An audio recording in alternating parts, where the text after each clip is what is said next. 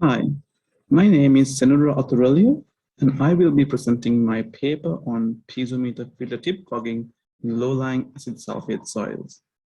I would also like to mention my research supervisors and co-authors, distinguished Professor Buddhima Indraratna and Dr. Anna Heitor, who supported me with this paper.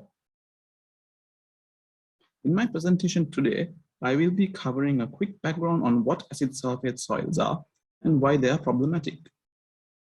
I will also cover how instrumentation can clog when they are installed in these soils, with special reference to vibrating wire piezometers. Then I will provide a preliminary laboratory analysis of what a clogged piezometer filter tip looks like under a microscope. I will also cover a few case histories where erratic piezometer readings were observed and explain how we can interpret these readings when their filter tips have been clogged. So what are acid sulfate soils and why are they problematic? Acid sulfate soils are naturally occurring soils that contain pyritic elements.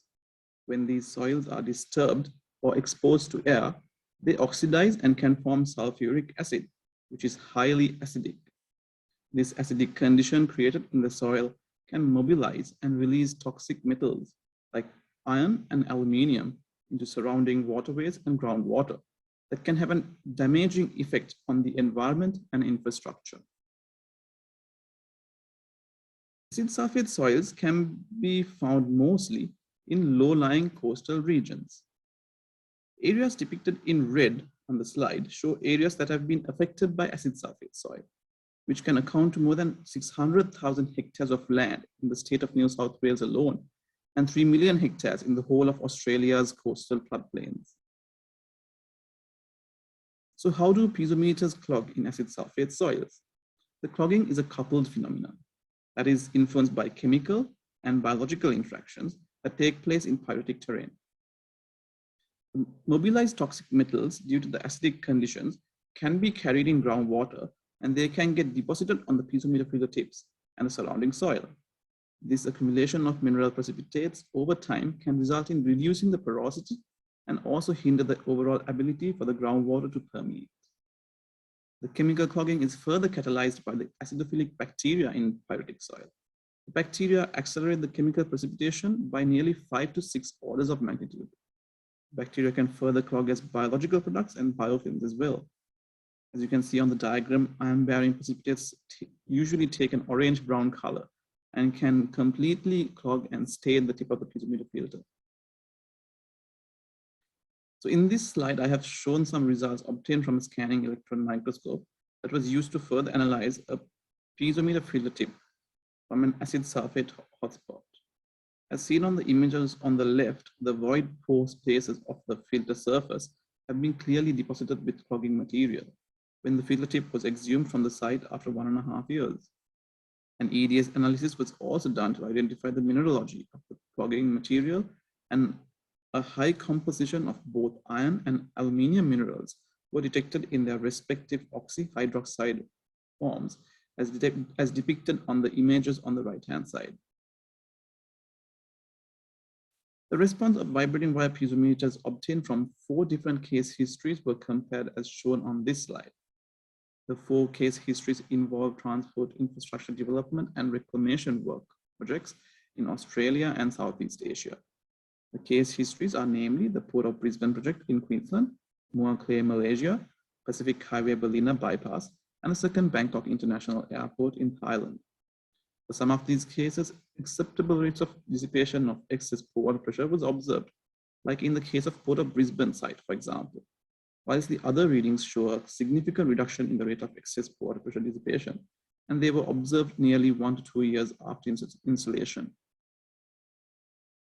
To further support the evidence of piezometer clogging, the piezometer readings from the Port of Brisbane site and the site of Buddhima bypass were compared and predicted using an elastic viscoplastic model.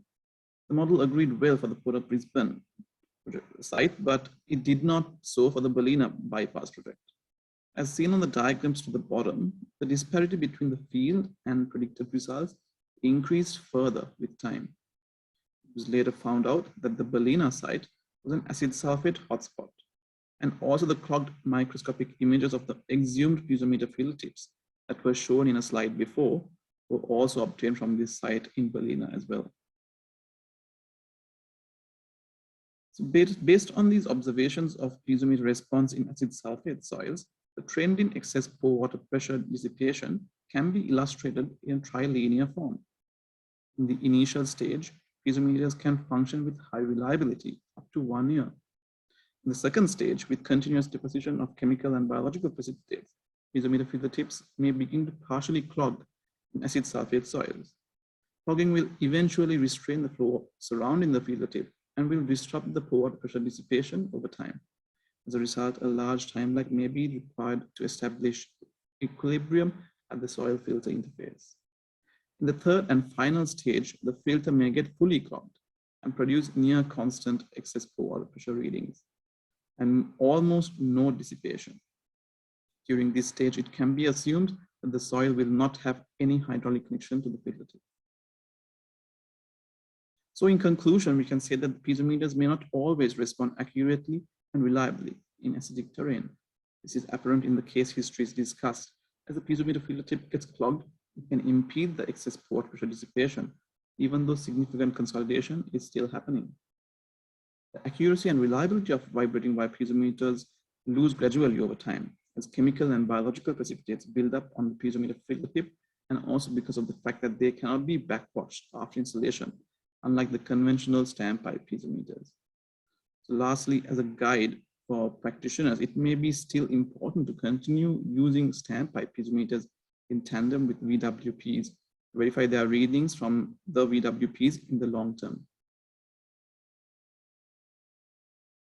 So finally, I would like to acknowledge and thank my research supervisors, my industry partners for their support, the technical staff at the University of Sydney for their help and assistance, and also my friends and colleagues at UTS. Thank you.